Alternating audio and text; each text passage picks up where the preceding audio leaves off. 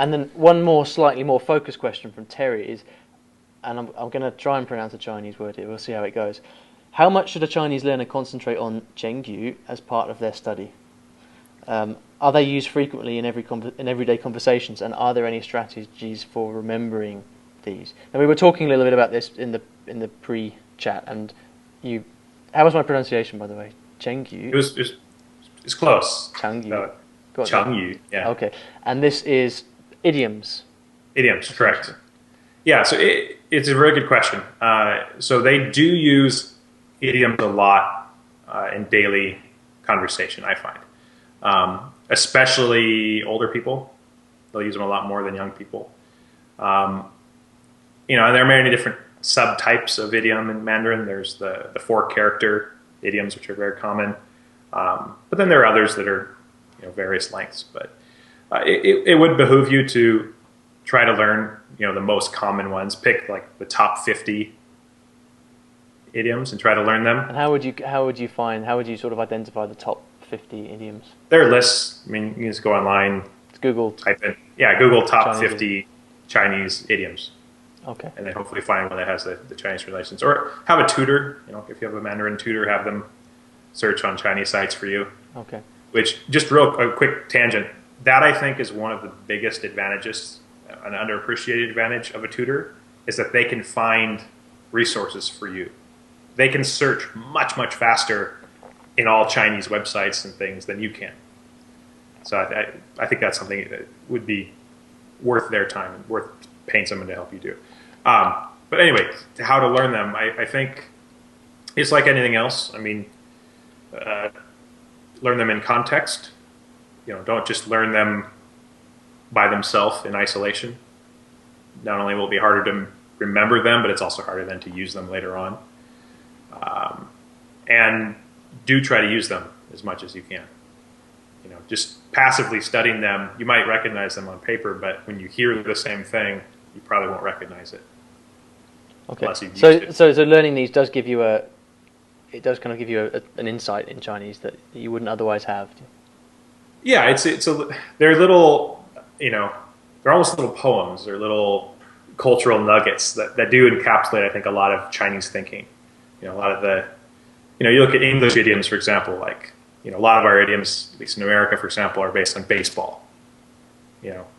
Something maybe idiom's not the right word, but our phrases and our, we don't have that's an interesting example, though, isn't it? Because if you pulled out some baseball idioms right now, I would be completely lost. And yet I'm a native English speaker. And I guess not a native American. Well, yeah. You're not a native speaker of American English. Yeah. But I guess that goes to show that idioms. It would be great to understand all these baseball idioms, but do I need them? No. Is it going to affect my life, or my ability to talk in any way if I don't learn them? No. That's a good point. Yeah, I think they're. If you look at how they're used in sociolinguistics, they're shortcuts. They're shorthand. Instead of me explaining some big idea or concept, I can use a little tiny idiom. And that encapsulates a whole preconceived idea that I then don't have to waste time telling you. So I think, they're not mandatory for daily conversation, but they can save you time. And I think, in my experience, there's two things that really impress native speakers of Mandarin. One is that you can actually read and write Chinese characters. They're really impressed with that. And two is if you know idioms. If you throw out the perfect idiom at the right time, people, their eyes will light up, and that, don't let it go to your head. Don't let it fill your ego, but it feels good, and then that's going to give you extra motivation to even learn more and keep going. Yeah, absolutely. Great. Okay, John, I'm going to put you a little bit on the spot now. All right. I want you to tell me for someone that's learning Chinese from the start, what would be the top 3 resources that you recommend they get their hands on? There's so many good ones. Okay, so one of them actually is fairly new. I've talked to the developer lately. They're actually working on expanding the service, but it is fluentu.com. I've seen this website, yeah. Yeah, fluentu.com. And so far they have the best video-based resource that I've found anywhere. There are others out there. There's always just YouTube, for example. But what they do really well is integrating an interactive subtitle menu. So as you're watching the video, each character lights up.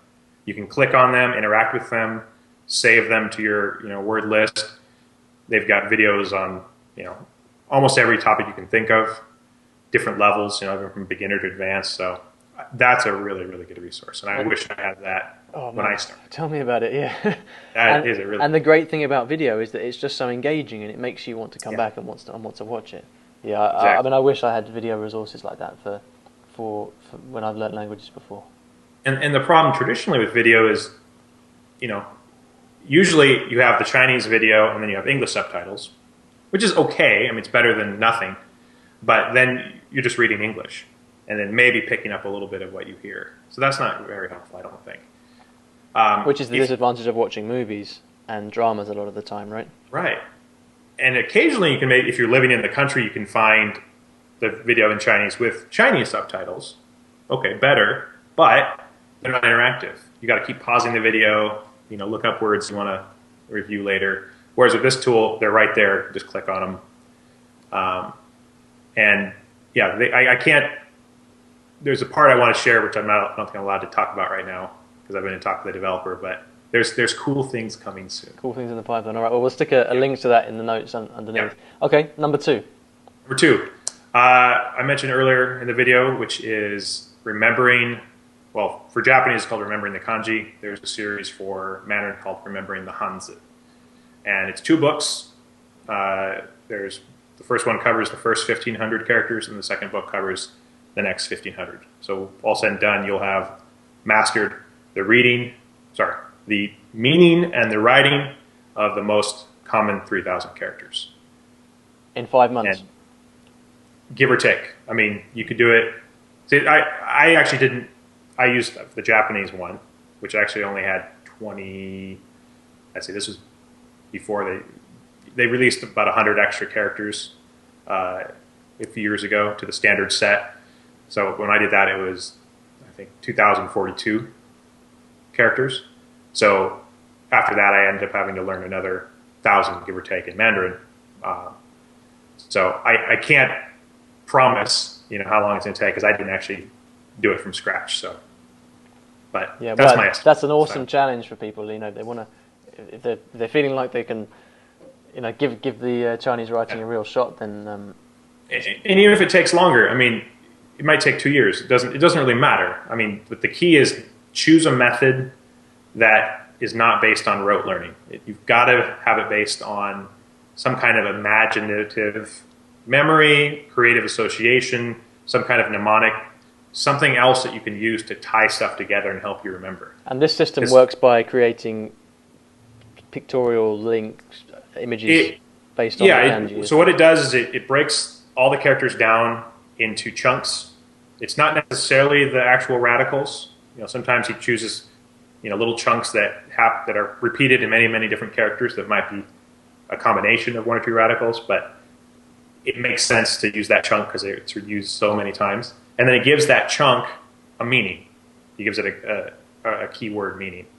Then each new character that you combine multiple chunks together, you then have one keyword that is the core meaning of that character.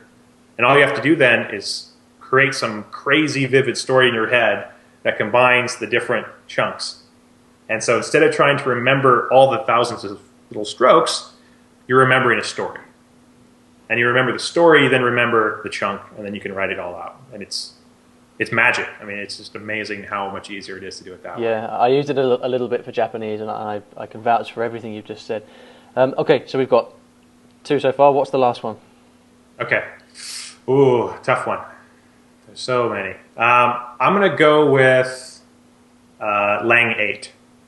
LANG-8.com. So Lang 8 is a crowdsource writing site where you can go on there, submit a piece of writing you've done. So maybe you write a daily journal in Chinese as you're learning. And native speakers will actually correct it for free. The catch is, or the exchange is, that you then correct things in your native language. So if you're a native speaker of English, you're going to correct other people's submissions in English to provide feedback. And that's how they keep it free. Yeah. Yeah, I mean, it's a phenomenal site. You don't have to do that, do you? But it's recommended. It's good karma. It is good karma. And it's not going to, this kind of service won't survive unless people kick in, do their part. So. Yeah, and I've used Lang8 quite a lot for Japanese and Cantonese. And one of the great things about that site is there's a fantastic community of people who gather there and help everyone out. I imagine there's a big contingent of Chinese speakers there as well. Huge. Yeah. So that's a brilliant resource. I could go on. I mean, there's hundreds of. Well, I think we could go on for the rest of the evening. I'll add 3.5. 3.5. Okay, controversial. Go on. Okay. Rhino Spike. I was going to put Lang8 and Rhino Spike under the same umbrella because it's crowdsourced. Yeah. So Rhino Spike is sort of the other side. It's getting stuff that is written recorded into audio.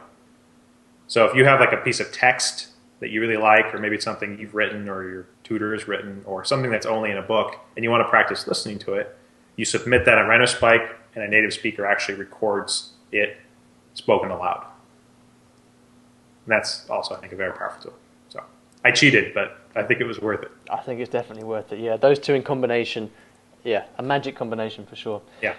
John, it's been an absolute pleasure. We've covered so many things. I think when the day comes that I start learning Mandarin, I'm going to come back here and look in some depth at everything you've said. I hope people have got some value from this.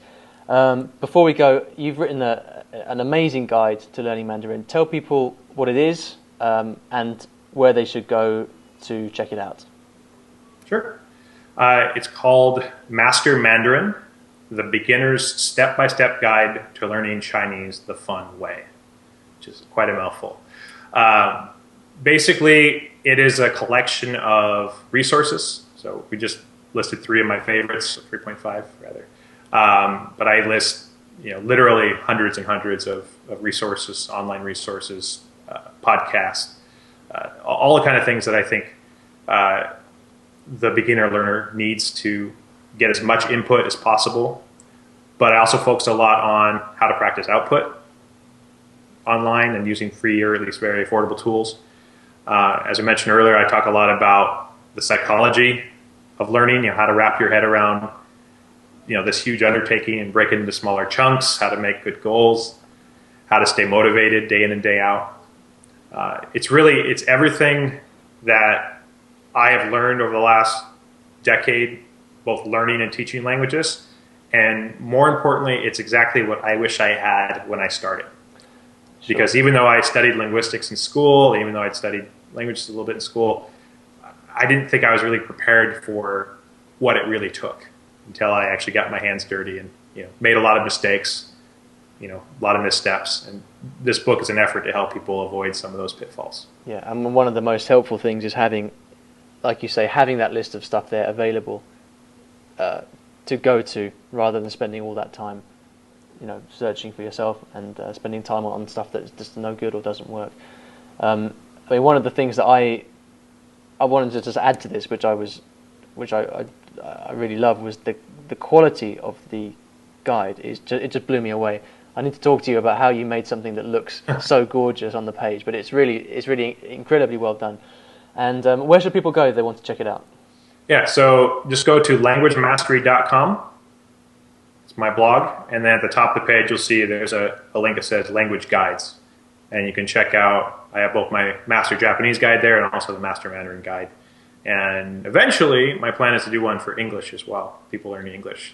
The problem is I need to translate that guide into all the languages of the world. World languages, yeah. So that's going to be quite a push-up. So I'm intentionally putting that off until I have more time and funds. So, indeed. Well, can't wait for that to come out either.